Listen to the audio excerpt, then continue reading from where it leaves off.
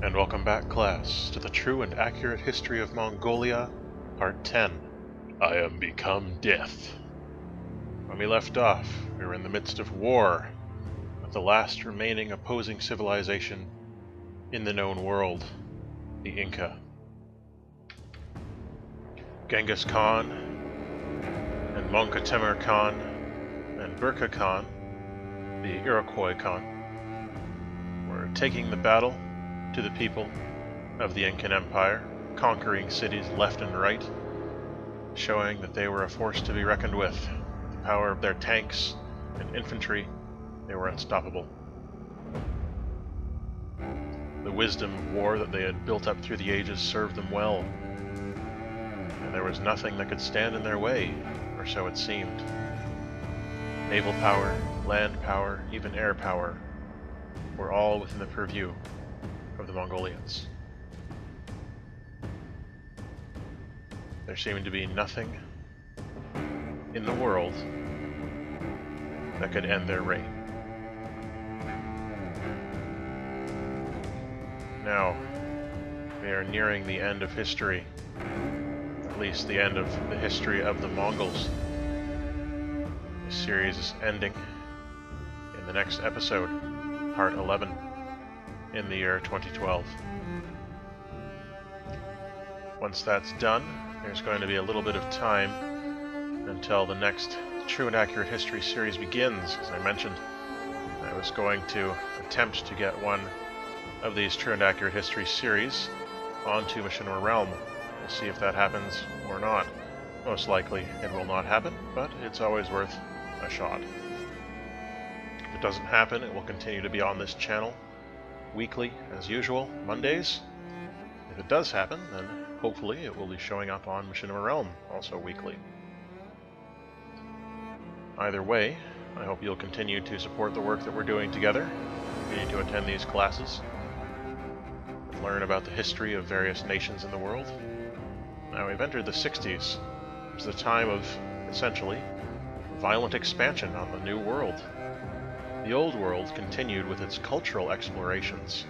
Even without Monka Khan to guide them, the culture of the Mongol Empire grew to the state where a golden age was pretty much a perpetual thing for the nation.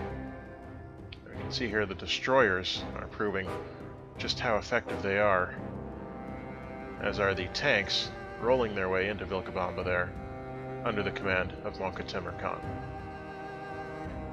Ika, the upstart city in the north, was the next to fall to the unstoppable wheels, the crushing weight, the barking guns of the tanks of Genghis Khan.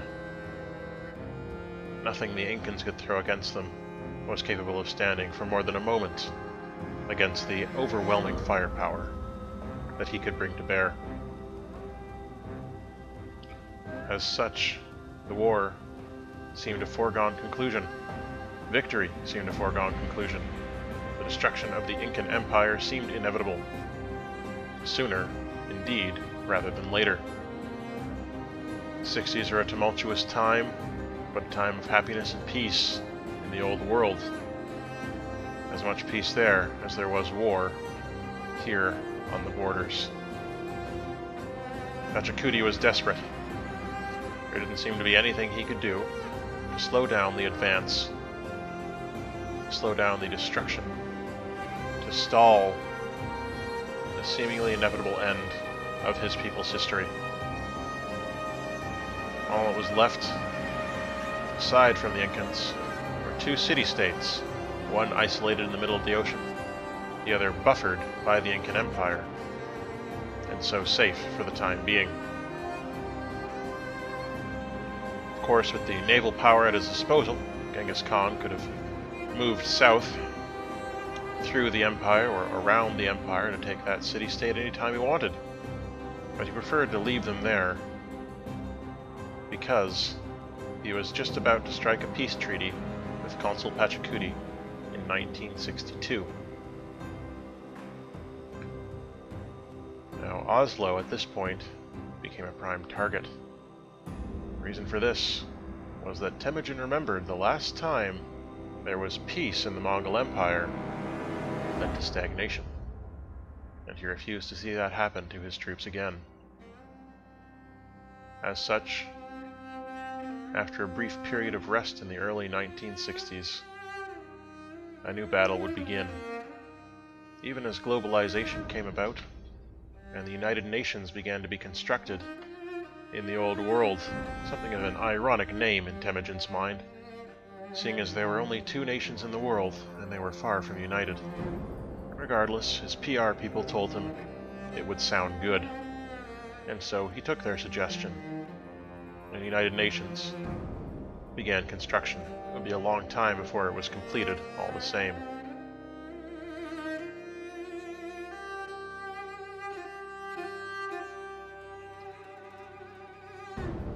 Now, this is a time of many great people being born.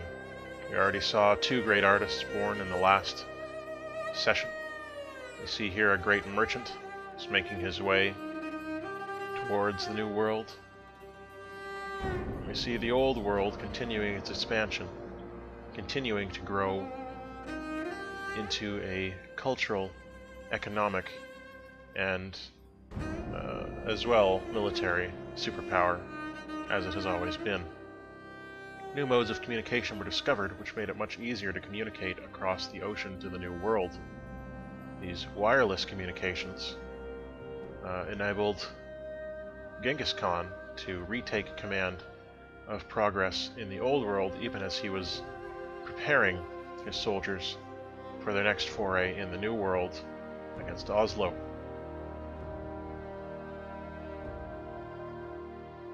At the same time, nuclear power was still a growing concern.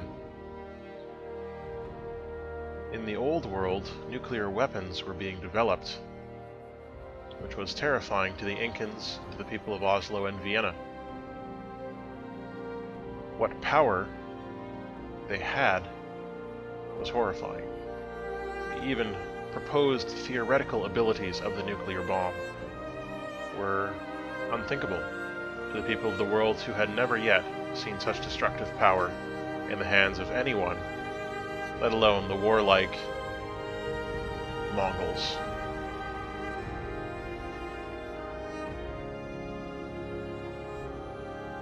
And the conquest of Oslo began in 1972, and the city-state of Oslo spent the time it was under siege terrified that at any moment the Mongols would drop a nuclear weapon on their nation. Fortunately for them, Genghis Khan had a new weapon that he was going to use against them instead, the mechanized infantry, providing even more armor and even more firepower to the infantrymen. It made them as maneuverable as tanks, though less heavily armored and armed. They were a little faster too. It was a huge step forward in mobile warfare, something which would change the face of war once again. The nuclear weapon was something that even Genghis Khan knew was insanely dangerous. That is not to say he didn't plan to use it if the need arose, simply that he realized that if the need arose, it would once again change the face of the world, not just militarily, but in every conceivable way, to see such power unleashed on the enemy nation, on any nation.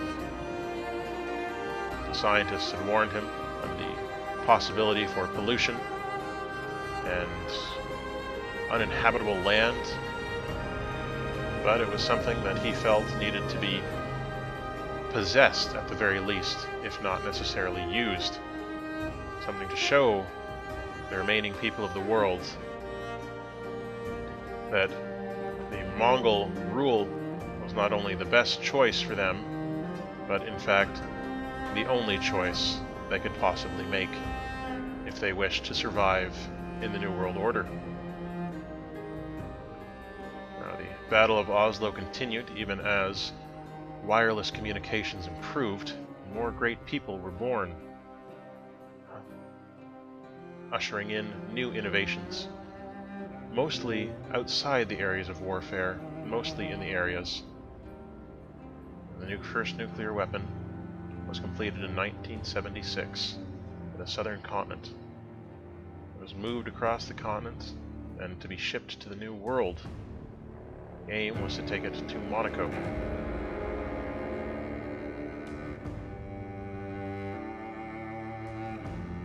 This time Genghis Khan began tightening his rule of many of the annexed nations, or rather many of the puppet states, and making them fully annexed members of the Mongol Empire, removing their own governments and replacing them with hand-picked people of his own. We see here in 1976, the Mongols suffer a loss in the battle against Oslo, and this was because Genghis Khan was distracted by the advent of the nuclear weapon and the new technologies which were coming out at the time. And the nuclear weapon, you can still see being moved from one place to the next. Tanks and infantry are being moved down to Oslo. There were not enough people there, not enough weapons in place to take Oslo without losses. And the first loss was suffered and was rather embarrassing. Fortunately, no one dared to laugh at the most powerful man in the world. We see here 1978, the day that history changed. The first nuclear weapon used against an enemy state was dropped on Vienna. The city was devastated. Hundreds of thousands of people died. And why? Because Genghis Khan was embarrassed about his stumble-up in Oslo. Ironically, the next year the Statue of Liberty was completed. A symbol of unity, a symbol of democracy, a symbol of freedom in an empire which had no time for any of those concepts. With the public's attention diverted from Oslo, Genghis Khan returned to attacking the city with a vengeance. He had known that people were laughing at him behind his back for his tactical blunder, and so he destroyed Vienna's infrastructure and continued the bombardment of the city-state as well. This served two purposes. One, it reminded people to fear him, including Pachacudi. And two, it continued his conquest towards his goal of ruling the entire world. Cultural progress continued despite the horrors committed against Vienna by the Mongols and their nuclear weapons. The outcome of the attack was still being seen. This destroyer here was not only attacking Vienna, but also measuring radiation levels, surveying the city-state, and seeing what the long-term effects of nuclear attack on a city were, so determine if such technologies would ever be used again. In the 80s, Vienna struggled to rebuild, even as Oslo faced the possibility of its total destruction, or at least its annexation into the Mongol Empire, something which they considered to be nearly as bad, pardon me. Now the destroyers are making one final bombardment of Oslo, some tanks moving around dealing with the outdated riflemen. Destroyer here still keeping an eye on Vienna, though no ground troops are on their way as yet. And Oslo falls in 1982.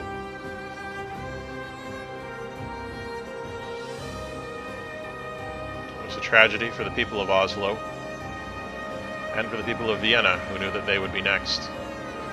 The Incans were already terrified out of their wits by the nuclear power demonstrated by the Mongols.